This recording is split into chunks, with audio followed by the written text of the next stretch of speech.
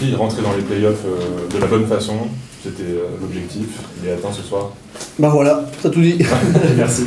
Non, si, ouais, non, il faut faire attention, j'ai toujours dit, les playoffs c'est une autre compétition, et c'est toujours important, le match 1 il est important, en plus je connais cette équipe de Poitiers, qui est accrocheuse, qui essaye des choses, qui est dangereuse tout simplement, donc ils ont été plus qu'accrocheurs. Mais malgré tout, on fait le boulot. Moi, il y a 2 stats que je vais retenir. La première, c'est les 67 points encaissés. Sur les 5 derniers matchs, on encaisse 70 points de moyenne. C'est à mon avis par ici que ça peut passer si tu as envie d'être ambitieux. Et là, tu mets l'adversaire à 67 points, pardon.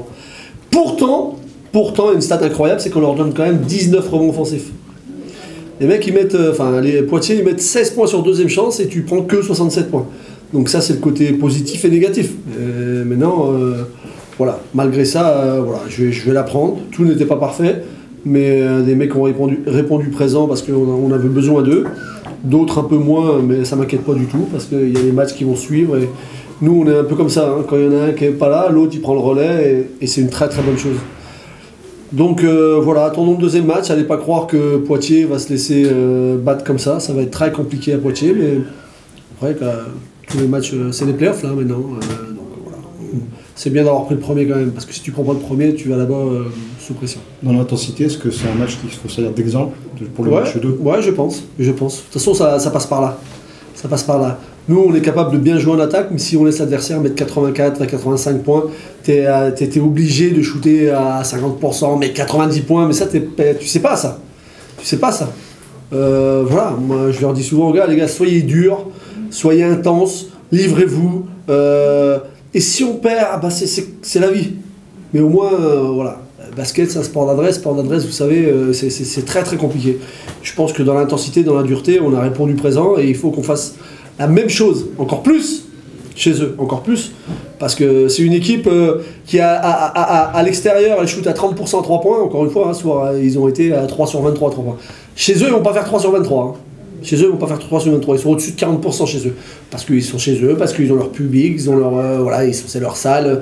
Et donc ça va être une autre histoire. Et c'est dans 48 heures, là, donc on va récupérer, puis on partira demain préparer ce match-là. Le fait d'avoir choisi de défendre grand sur leur shooter extérieur, justement, c'était un choix... Ouais. Ben alors, on a pris beaucoup de paniers dans la raquette en première mi-temps, beaucoup trop. On avait dit, les gars, quitte à en prendre, je veux pas qu'ils prennent chaud à 3 points. Ça, on l'a pas trop mal fait, la preuve. Mais après, on leur a laissé beaucoup de tirs dans la raquette. Hein. Ils avaient mis 13 lay-ups, je crois, 13 paniers faciles dans la raquette à la mi-temps. C'était beaucoup trop. Mais on a rectifié le tir et maintenant, il faut essayer de... Je pense qu'ils vont faire quelques ajustements. J'ai vu qu'ils ont trappé un peu sur Alilovic. Je pense qu'il va faire ça sur le deuxième match. Voilà, on va essayer de se préparer pour essayer de répondre à d'autres.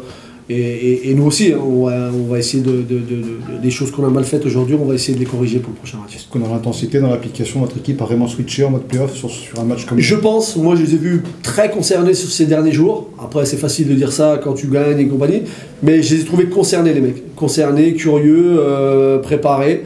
Voilà. Demain, on va faire un peu de récupération. Et puis, il faut se reposer. Et malheureusement, il y a les finales NBA, donc je pense que la moitié de l'équipe ne va pas dormir, elle va regarder la moitié de NBA à 3h du mat, mais ça, tu peux rien. Donc, on va les laisser dormir demain matin. Et puis, et puis on fera avec. On fera un petit truc, une petite heure, et demain, on partira à Poitiers en fin d'après-midi. Il y a une première mi-temps un peu plus compliquée, un peu plus serrée que deuxième partie. D'ailleurs, on vous voit en première mi-temps un peu vous agacer sur le bord du terrain. Qu'est-ce qui s'est passé entre-temps ? Qu'est-ce que vous leur avez raconté On leur laisse trop de lay-up. Vous avez vu le match comme moi. À chaque fois que le ballon était d'un côté, de l'autre côté, on regardait la balle comme des... Et on n'était pas focus à fermer la raquette. Et les mecs, ils coupaient dans la raquette, passe lay-up. Combien on en a pris comme ça ? On en a pris un paquet. Hein. Voilà, c'est ça qui m'agaçait. Ça, c'est pas contre Poitiers, c'est contre toutes les équipes qu'on a rencontrées. C'est nos règles. Quand le ballon est d'à côté, il faut bouger avec le ballon. Voilà, c'est des choses très très simples. Et on a très mal fait. Alors à un moment donné, on a tellement parlé des shooters, peut-être. On a tellement parlé des shooters qu'on était collés sur les shooters et on s'est fait avoir un petit peu. Peut-être, nous les coachs, un peu responsables de ça. Après, on a rectifié le tir, c'était un peu moins facile dans la raquette. Mais voilà, et je pense qu'on les a assis un petit peu usés aussi, je pense, sur la deuxième mi-temps. voilà, c'est une bonne victoire. Justement, en première mi-temps, l'adresse à 3 points, vous étiez aussi en difficulté. Vous avez réussi à trouver plus d'espace en seconde mi-temps. Est-ce que c'est justement l'usure, l'intensité qui a été mise, qui a permis de trouver plus de solutions? Ouais, je suis d'accord avec toi, un petit peu. Parce qu'il y a une chose que je leur ai dit à la mi-temps, je dis les gars, on s'en sort bien à la mi-temps. Hein. Parce que tu es à plus 7, hein, tu rentres au vestiaire à plus 7, alors que Jefferson il a pas mis un tir à 3 points, Gaylor Courier était pas en réussite, il a mis 0 tir à 3 points. Nous aussi, c'est une de nos forces. Et il y a une autre stat aussi qui est impressionnante à la mi-temps, c'est qu'on a mis 2 points sur contre-attaque. Alilovic sur un coast-to-coast là, qui met 2 points, d'habitude c'est une de nos forces, la contre-attaque, ou la transition, et on n'a pas été très très efficace en première mi-temps. Donc, et malgré tout, tu es à plus 7. Donc voilà. Bon après, voilà, c'est facile d'en parler maintenant. Moi, ce qui m'a plu sur la première mi-temps, c'est le deuxième quart-temps. On t'encaisse 12 points. C'est là où on fait la différence. Faut arrêter de parler, on met pas. Quand t'es maladroit, mais t'encaisses 12 points, 18 points et 14 points, chez toi, t'as quand même beaucoup de chances de l'emporter. Et c'est ce qui s'est passé. Mais je vous le dis, attention, parce que dans 48 heures, ça va être une autre histoire. Sur l'état des troupes, tout le monde est. Il y a Jovan qui se faisait. Ouais, Jovan s'est fait une entorse. Je sais pas si vous l'avez vu sur le rebond là où il lâche le ballon. Ouais, si, ça twist. Vraiment, ça twist. Et voilà. Et Alilovic, il se tenait le genou là, donc on verra demain ce qui se passe. Quand une nuit, et puis voilà, à froid, on verra demain ce qui se passe. J'ose espérer qu'il n'y aura pas trop de dégâts. Juste sur le timing des 2 jours qui arrivent, c'est entraînement à quelle heure demain? Demain, c'est 15h30 et on part à 17h derrière.